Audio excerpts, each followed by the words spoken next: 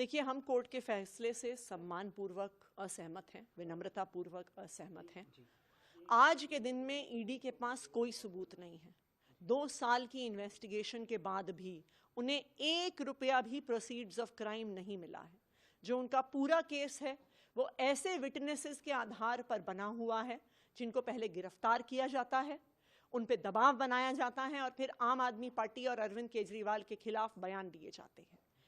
चाहे राघव मगुंटा हो, चाहे शरद रेड्डी हो, जिनके आधार पर ईडी ने पूरी अपनी रिमांड एप्लीकेशन बनाई है। जब उनकी पहले क्वेश्चनिंग हुई, वो कहते हैं हम आम आदमी पार्टी के किसी नेता को नहीं जानते, हम विजय नायर को नहीं जानते, हम अरविंद केजरीवाल से नहीं मिले, हमने किसी को कोई पैसे नहीं दिए।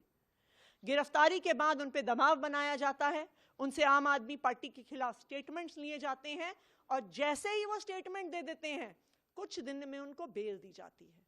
तो ये बिल्कुल साफ है कि ये जो सारे बयान हैं ये फर्जी हैं, ये सारे बयान दबावपूर्वक लिए गए हैं और मुझे उम्मीद है, हम पूरी न्यायपालिका पे ये अपनी उम्मीद ये कायम रखते हैं कि वो इस बात को देखेंगे कि इस केस में कोई भी प्रमाण नहीं है और इस केस में न्याय होगा। मैम, आगे का क्या लीगल जो प्रोसीडिंग्स है, अगर कुछ आप आगे के लिए जो चीजें, देखिए, जो भी कानूनी हमारे पास रास्ते उपलब्ध हैं उनको हम ज़रूर आगे बढ़ाएंगे, चाहे ट्रायल कोर्ट में हो, चाहे हाई कोर्ट में हो, चाहे सुप्रीम कोर्ट में हो। लेकिन हम न्यायपालिका से भी ये उम्मीद करेंगे कि उनकी आंखों के सामने लोकतंत्र की हत्या हो रही है, उनकी आंखों के सामने एक एक करके विपक्ष की पार्टियों पे हमले हो रहे हैं, उनकी आंखों के सामने विपक्ष के नेताओं को जेल में भेजा जा रहा है, उनकी आंखों के सामने विपक्ष की पार्टियों के बैंक अकाउंट फ्रीज किए जा रहे हैं।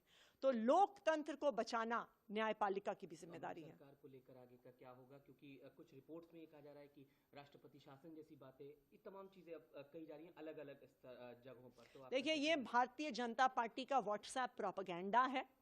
अरविंद केजरीवाल दिल्ली के मुख्यमंत्री थे, हैं और रहेंगे। कोई भी कॉन्स्टिट्यूशनल और लीगल बार नहीं है उन पर मुख्यमंत्री रहने की। उनका कोई कन्विक्शन नहीं हुआ है। इस देश में आपका कन्विक्शन हो जाता है, 2 साल से ज्यादा की सजा होती है, तो आप फिर जनप्रतिनिधि नहीं रह सकते हैं। लेकिन अरविंद केजरीवाल की कोई कन्विक्शन नहीं हुई है, इसलिए कोई भी कॉन्स्टिट्यूशनल बार नहीं है उनके मुख्यमंत्री रहने पर। सुनीता जी ने जो ट्वीट किया है उस पर भी प्रतिक्रिया दे दीजिए। देखिए, आज पूरा देश अरविंद केजरीवाल जी के परिवार के साथ खड़ा है और मुझे लगता है कि अरविंद केजरीवाल जी की पत्नी सुनीता केजरीवाल जी का ट्वीट दिखाता है कि पूरा परिवार हिम्मत के साथ, बहादुरी के साथ लोकतंत्र को बचाने की इस लड़ाई में डटा हुआ है। इससे ज्यादा मुश्किल परिस्थिति एक परिवार के लिए क्या हो सकती है कि एक पिता, एक पति, एक बेटा जेल चला गया है, उनको पता नहीं है कब वापस आएंगे, लेकिन वो परिवार टूटा नहीं है। जैसे मनीष सिसोदिया का परिवार नहीं टूटा, जैसे संजय सिंह का परिवार नहीं टूटा, जैसे सत्येंद्र जैन का परिवार नहीं टूटा।